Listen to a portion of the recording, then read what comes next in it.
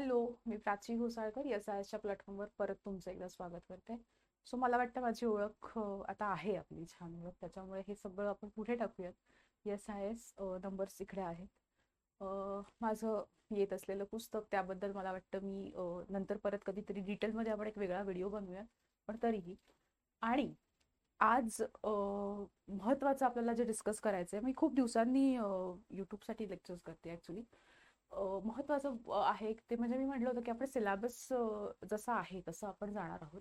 तर सिलेबसमधला एक सगळ्यात महत्त्वाचा पार्ट म्हणजे आपण एथिक्स पाहिलं, मोरॅलिटी बघितली. त्याच्यानंतर आपण गेल्या लेक्चरला चांगला रिस्पॉन्स तुम्ही दिलात. मीन्स वर्सेस एंड पण बघितलं आणि मी म्हटलं होतं की आपण स्टोरीजमध्ये अशा गोष्टी शिकूयात. पण आज मी सिलेबसला घेऊन आले आणि सिलेबसमधला महत्त्वाचा भाग मी इथे आज घेऊन आले, तो म्हणजे मानवी मूल्य. ह्युमन व्हॅल्यूज नावाचा सिलेबसमध्ये एक भाग आहे बघा. मुळात ना आता मूल्य आपण शिकूयात, म्हणजे मी सांगते मूल्य म्हणजे काय. पण जर सिलेबसचा अभ्यास करताना किंवा त्या विषयाचा अभ्यास करताना तुम्ही तो विषय का दिला असेल बरं, किंवा त्याची डिमांड काय असेल, किंवा आयोगाने तो विषय देऊन किंवा तो काय म्हणतात ती कॉन्सेप्ट की संज्ञा आपल्याला विचारून आयोगाला नक्की काय अपेक्षित आहे, ह्याचं जर उत्तर आपल्याला सापडलं तर अभ्यास करणं थोडंसं सोपं होतं.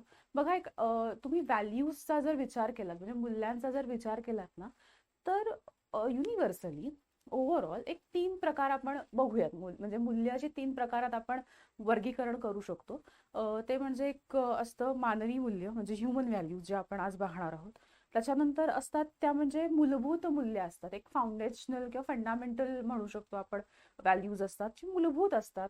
आणि तिसरी गोष्ट असते ती प्रशासकीय मूल्य असतात. ठीक आहे. आणि आपला जो पूर्ण सिलेबस आहे ना, जर आपण व्हॅल्यू ही जर गोष्ट कन्सिडर केली तर ह्या 3 प्रकारच्या ज्या काही व्हॅल्यू आहेत आता ज्या मी तुम्हाला सांगितल्या, त्याच भौतिक बऱ्यापैकी आपला सिलेबस हा फिरतोय असं आपल्याला कळेल. किंवा तुम्ही जर थेरॉटिकल पार्ट पाहिलात, म्हणजे पहिला पार्ट जो आहे सिलेबसचा, केस स्टडीजच्या आधीचा जो पार्ट आहे, आणि तुम्ही मूल्य किंवा व्हॅल्यू किंवा एथिक्स, इंटिग्रिटी, मोरॅलिटी, व्हॅल्यू ह्या जरी कॉन्सेप्ट एकदम क्रिस्टल क्लिअर विथ एक्झाम्पल्स असतील तर बराच सिलेबस तुम्हाला अंडरस्टँडिंग लेवलला क्लिअर होईल. किंवा म्हणू शकतो आपण तो इथे एकदम सोपा होऊन जाईल आणि मग लिहिताना तुम्हाला अवघड वाटणार नाही.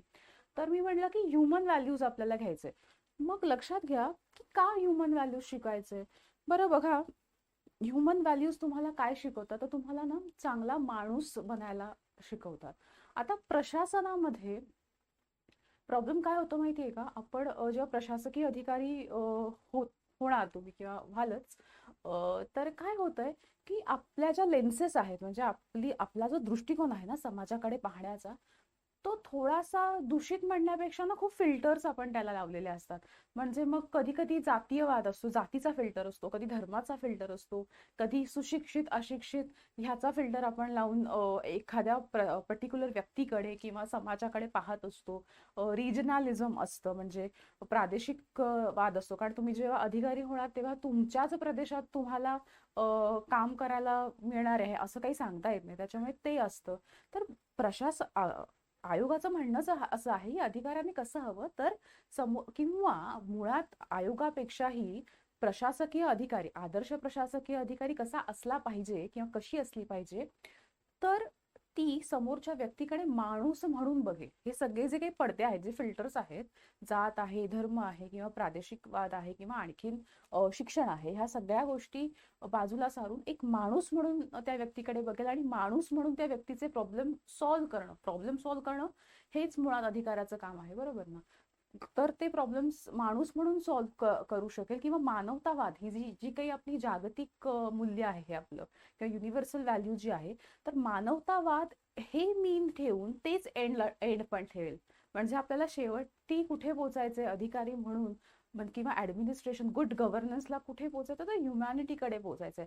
मानवी मानवतावाद किंवा मानवाचं जास्तीत जास्त भलं कसं होईल ह्याकडे आपल्याला पोहोचायचं असतं. तर मला वाटतं की हे डोक्यात ठेवून की कुठेतरी हे सगळे फिल्टर्स जे आहेत ते दूर होऊन मानवी मूल्य तुम्ही जर शिकलात तर त्या माणसाला माणूस म्हणूनच पाहाल आणि इतर कुठल्याच गोष्टी चा जो काही पडदा आहे किंवा मुखवटे आहेत ते बाजूला तुम्ही साराल. हा हेतू असू शकतो असं मला वाटतं आणि तोच असेल. आणि मला वाटतं अभ्यास करतानाही ते तुम्ही लक्षात ठेवा. तर आपण आता मग म्हणून आपल्याला मानवी मूल्यांचा अभ्यास करायचा आहे, सो आपण लगेचच मानवी मूल्यांकडे जाऊयात. बघा, मानवी मूल्य इथे मी स्लाइड्स वन्स अगेन, ह्या स्लाइड्स तुमच्यासाठी आहेत. तुम्हाला हवं असेल तर तुम्ही स्क्रीनशॉट वगैरे काढू शकता. मी थोड्या वेळाने अगदी थोडीशी बाजूला जाईल, म्हणजे तुम्ही व्यवस्थित स्क्रीनशॉट घेऊ शकता. बघा, मानवी मूल्य म्हणजे काय, तर असे मूलभूत जो काही विश्वास असतो किंवा मूलभूत काय म्हणू शकतो आपण, आपले काही आदर्श असतात, तीच आपली मूल्य आहेत. किंवा माणसाला माणूस म्हणून जगण्यासाठी किंवा इतरांशी, मी आता मगाशी म्हटलं तसं, इतरांशी माणूस म्हणूनच वागण्यासाठी जी उपयोगी येतात ती म्हणजे मानवी मूल्य आहेत. एवढं सोपं आणि साधारण आहे बघा. आता ही ह्याचं वैशिष्ट्य असं आहे की ही परत एकदा ही की मानवी मूल्य ही वेगवेगळी असू शकतात. जसं मी म्हटलं होतं की मॉरल्स हे वेगवेगळे असू शकतात प्रत्येक व्यक्तीचे. तसे प्रत्येक व्यक्तीचे ची जडणघडण, सामाजिकीकरण ह्यानुसार त्याच्या ज्या काही व्हॅल्यूज आहेत किंवा त्याच्या कुटुंबाकडून, त्यांच्या शिक्षण संस्थेकडनं त्यांना ज्या मिळालेल्या व्हॅल्यूज आहेत आणि वेळोवेळी त्यांनी आत्मसात केलेल्या ज्या काही जी मूल्य आहेत त्यानुसार त्यांची मूल्यही बदलू शकतात. मग आता ही मूल्य नैतिक असतात, कधी धार्मिकही मूल्य असू शकतात, कधी राजकीय असू शकतात, काही सामाजिक सुद्धा असू शकतात. तर इथे मी म्हटलेलं आहे की सोप्या भाषेत जर तुम्हाला सांगायचं तर मला आयुष्यात नक्की काय हवंय आणि ते जे हवंय म्हणजे माझं जे साध्य आहे किंवा माझं जे ध्येय आहे त्या ध्येयापर्यंत पोहोचण्यासाठी मी कोणता मार्ग वापरतोय. की मी म्हटलं ना की जसं एंड महत्वाचा तसा मीन्स पण महत्वाचेच असतात.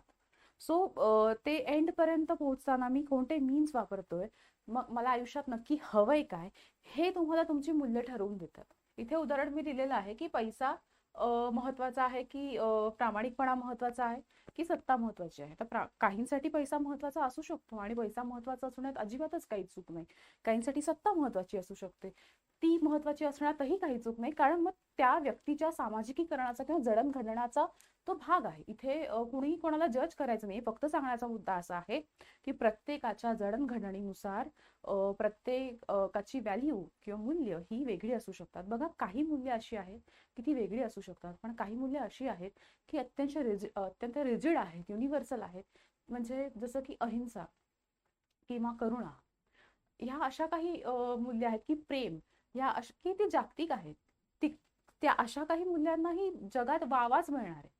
कोणी प्रेमाने वागलं म्हणून त्याला वाईट वागणूक दिली जाणार नाही किंवा त्याला जज केलं जाणार नाहीये, किंवा करुणेने वागल्यामुळे तुम्हाला कोणी वाईट म्हणणार नाहीये.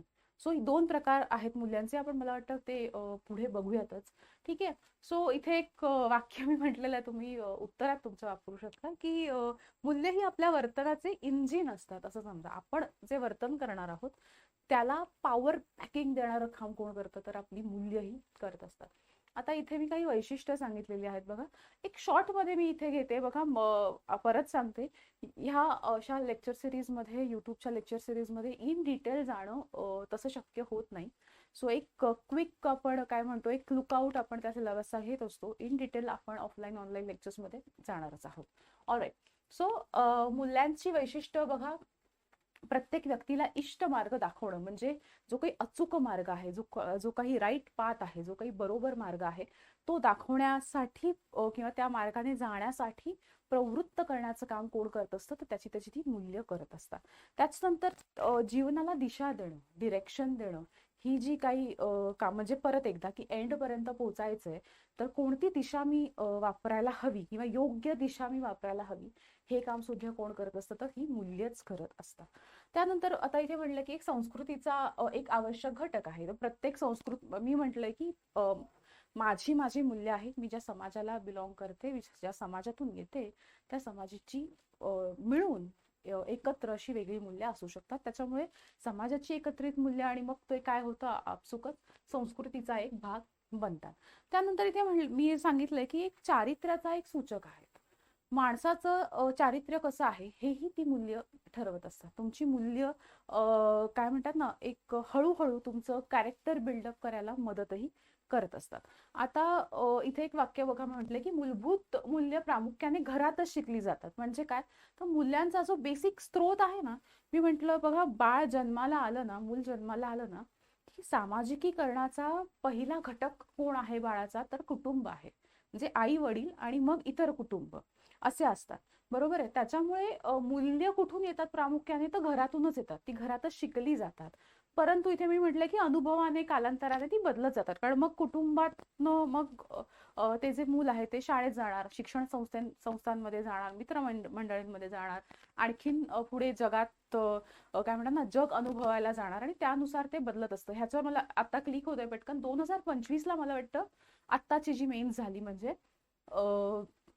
त्याला हा प्रश्न आलेला आहे की असं म्हटलं, मला नीट प्रश्न आठवत नाहीये पण त्याचं मी सार सांगते की असं म्हणलं जातं की मूल्य, UPSC साठी प्रश्न आलेला आहे, मूल्य ही रिजिड नाहीत तर ती बदलत असतात काळानुसार. तर मला वाटतं इथे मी म्हटलेलं आहे आणि त्याच्यावर एक्सप्लेन करा असं त्यांनी सांगितलं. तर मला वाटतं की जेवढी जास्त उदाहरणं तुम्हाला देता येतील त्या एक्सप्लेनेशन मध्ये तेवढं उत्तर हे जास्त खुलणार आहे. तर इथे मला सांगण्याचा मुद्दा असाच आहे की जरी ती घरात शिकली गेली तरीही त्यांना बदलण्याचा स्कोप नक्कीच आहे. ठीक आहे, ह्यावर आपण सविस्तर चर्चा मला वाटतं करूयात आणि एक एक आपण काय करूयात, एक एक मूल्य घेऊन एक छोटे छोटे शॉर्ट्स मध्ये मी एक एक मूल्य तुम्हाला एक्सप्लेन करेन. एक 2-3 मिनिटाच्या छोट्या छोट्या सिरीज आपण तशा करूयात. ओके, तर आपण मूल्यांचे प्रकार पाहूयात बघा. सापेक्ष आणि परिपूर्ण मूल्य. सापेक्ष म्हणजे काय तर रिलेटिव्ह. रिलेटिव्ह म्हणजे काय, जी मूल्य माझी वेगळी असू शकतात, तुमची वेगळी असू शकतात. म्हणजे व्यक्ती परत्वे जी मूल्य काय होतात तर ती बदलत असतात, त्याला सापेक्ष म्हणतात. दुसरं मी इथे म्हटलं की परफेक्ट, परिपूर्ण. परिपूर्ण म्हणजे काय की त्या मूल्यांना दुसऱ्या कोणत्याही गोष्टी साठी, त्या मूल्यांना दुसऱ्या कोणत्याही गोष्टीची स्वतःला प्रूव्ह करण्यासाठी गरज लागत नाही. म्हणजे कुठल्याही सामाजिक सांस्कृतिक मूल्यांच्या जोडीची गरज लागत नाही. जसं की परिपूर्ण मूल्य म्हणजे समानता आहे, अहिंसा आहे, करुणा आहेत. हे काय झालं तर ही परिपूर्ण मूल्य झाली. त्यानंतर मी म्हटलेलं आहे की आंतरिक आणि बाह्य. आंतरिक म्हणजे माझ्या स्वतःच्या जडणघडणीतून, माझ्या इमोशनल इंटेलिजन्स मधनं मला जी काही मिळाली, म्हणजे कुटुंबाप्रती काळजी असणं, मित्राप्रती प्रेम असणं, ही माझी आंतरिक मूल्य आहेत. बाह्य मूल्य म्हणजे काय, मी जगताना मला जगण्यासाठी ज्या काही भौतिक, म्हणजे उदाहरण सांगते, मला माझ्या ज्या काही भौतिक गरजा आहेत त्या पूर्ण करणं, माझे जे काही आर्थिक ध्येय आहेत ती पूर्ण करणं, हे सगळं काय आहे तर ही आहेत बाह्य मूल्य. बरं, पुढे आहे की पवित्र मूल्य. पवित्र मूल्य म्हणजे काय, आता ह्याचं उदाहरण मी तुम्हाला देते. उदाहरण म्हणजे काय, मला राष्ट्रगीताला उभं राहणं हे मला उचित वाटतं, किंवा मला राष्ट्रगीताला उभं राहायचंच असतं, किंवा मी माझ्या राष्ट्रध्वजाचा सन्मान करते. तर हे माझं काय झालं, हे पवित्र मूल्य झालं. मी एखाद्या गोष्टीप्रती माझं पवित्र मूल्य दाखवत आहे. म्हणजे आपण काय म्हणतो ना, हे देशप्रेम किंवा राष्ट्रप्रेम झालं.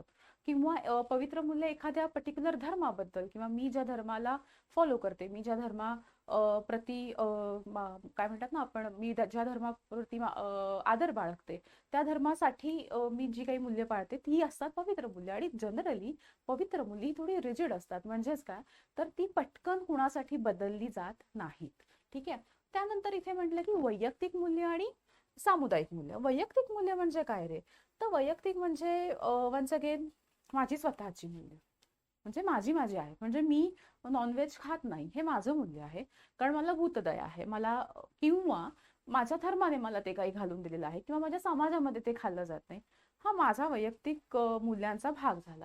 त्यानंतर आहे सामुदायिक मूल्य. सामुदायिक मूल्य ही कम्युनिटीची असतात ना, माझी वेगळी असू शकतात, इतर समाजाची वेगळी असू शकतात, इतर व्यक्तींची ती वेगळी असू शकतात, किंवा समाजाने समाजाचा भाग असलेल्या व्यक्तींनी कसं वागायचंय ह्यासाठी जी कळत नकळत, प्रत्यक्ष अप्रत्यक्ष घालून दिलेली जी मूल्य आहेत ती आहेत सामुदायिक मूल्य. आता मी इथे नॉनव्हेज आणि ह्याचं जे मला सांगितलंय लक्षात ठेवा बरं का, मी नॉनव्हेज खात नाही, उदाहरण देते मी. ह्याचा अर्थ इतर कुणी खाऊ नये असं वाटणं हे चूक आहे. म्हणजे असं वाटू नये, म्हणजे आपल्याला आपली मूल्य जपताना टॉलरन्स, सहिष्णुता जपणं सुद्धा अत्यंत महत्वाचं आहे. हे सगळ्यांनी लक्षात ठेवायचं. ओके, चला. अच्छा, ओके, हे एक राहिलं संरक्षित मूल्य. संरक्षित मूल्य म्हणजे काय, प्रोटेक्टेड व्हॅल्यूज.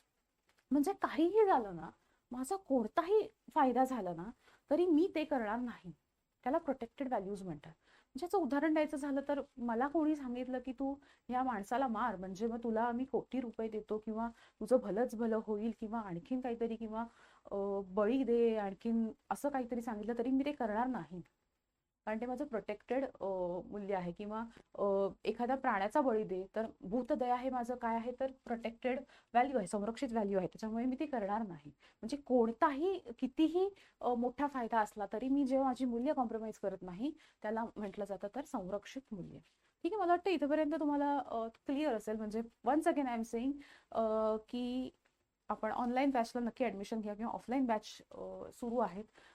मला वाटतं की लवकरच ना आपण सदाशिव पेठेत एक ओपन लेक्चर भरूयात आणि त्याच्यासाठी मी सगळ्यांना आमंत्रण देईन. ते कधी वगैरे असेल हे मी नियर फ्युचर तुम्हाला कळवेनच. सो त्याच्यात आपण डिटेलमध्ये एक मॅरेथॉन लेक्चर घेऊयात एथिक्स, त्याच्यात आपण फ्री लेक्चर घेऊयात, त्याच्यात आपण सगळं इन डिटेल जाऊयात. तर आतापर्यंत तुम्हाला हे समजलं असेल असं मी गृहीत धरते. आता हे आहे मूल्यांचं संकट. Is very important. मूल्यांचं संकट मला काय वाटतं माहितीये का, आपण मूल्यांचं संकट हे पुढच्या भागात घेऊयात. एक छोटी क्विक आयडिया देते मी तुम्हाला, कारण मला आता पर्सनली असं वाटायला लागलंय की थोडी सविस्तर चर्चा होऊन जाऊ देत ह्या विषयावर. त्याच्यामुळे मूल्यांचं संकटवर आपण एक वेगळंच पार्ट बनवूया, म्हणजे ह्या लेक्चरचा एक पार्ट 2 बनवूयात. ठीक आहे. मग एक छोटं सांगते, मूल्यांचं संकट म्हणजे काय. मूल्य जी आपली संकटात अडकलेली आहेत. का अडकलेली असतील रे बाबा.